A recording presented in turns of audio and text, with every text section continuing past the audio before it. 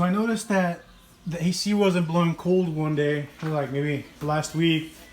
Kind of been toughing it out in this Texas heat, but I figured out what the leak was, and it was down up in here somewhere on this lower hose.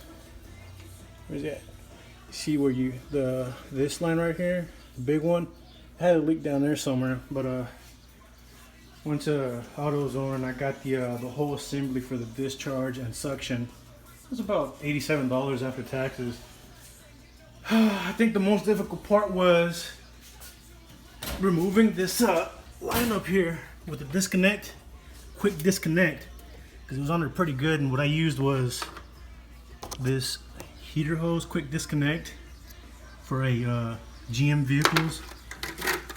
Got it for about $7 at O'Reilly's, and this is the part number 800-450. And it was on there pretty snug, so I had to hit it with a little hammer right here. I'm replacing this anyway, so it'll come right off. And the new assembly comes with the O-rings, but these are still good. I'm gonna replace them anyways. And then we got it disconnected from right here. This uses a 10mm, already took that off. And over here, 13mm bolt, already got that off. So you just pull it right off. Pull this one off. I had to undo these right here real quick, but anyways, I'll update the video here shortly. Okay, so I got the new assembly lines installed. Also, don't forget when you're replacing it, to replace this sensor on the new lines as well. You gotta take it off of this one, put it on the new one, or you can just buy a new one. But I'd rather just use the original one, it still works. And the reason why I'm replacing this line is because, you see this right here? This is where it was leaking from.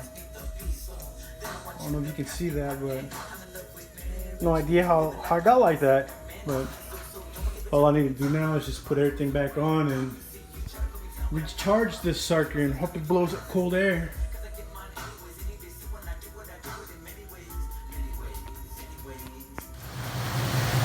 So I started it up, put it back together.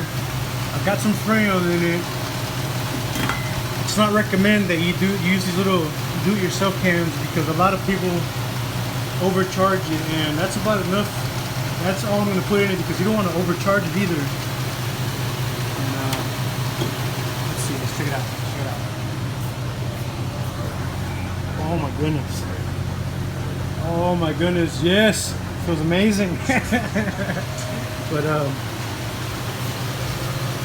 looks like that fixed the issue with the AC not blowing cold. And also what I noticed earlier, I heard a little crack and I just figured out what it was. I broke the little breather hose in the reservoir, radiator reservoir. Probably end up replacing it soon, because I need to replace the radiator. The radiator has a small leak in it somewhere at the bottom. And also yesterday, my truck wouldn't start. I would turn the truck on. When I would turn it off, it felt like the battery was completely drained. Like it had no juice whatsoever. I would jump it. It would run as long as I left it on. I disconnected the positive terminal. It kept running. So okay, you know, maybe it's the battery. Replace the battery. The old battery that I had, I bought it in January, but apparently they got it tested and they didn't keep no charge. And then when I put this new one in, it kept doing the same thing. I replaced the alternator, got a new battery. Nothing, same thing, same issue. So what I realized is that my truck has this, give me a second. Music's up loud. All right, so I have this little, when I got the truck, it had this right here, this little dongle.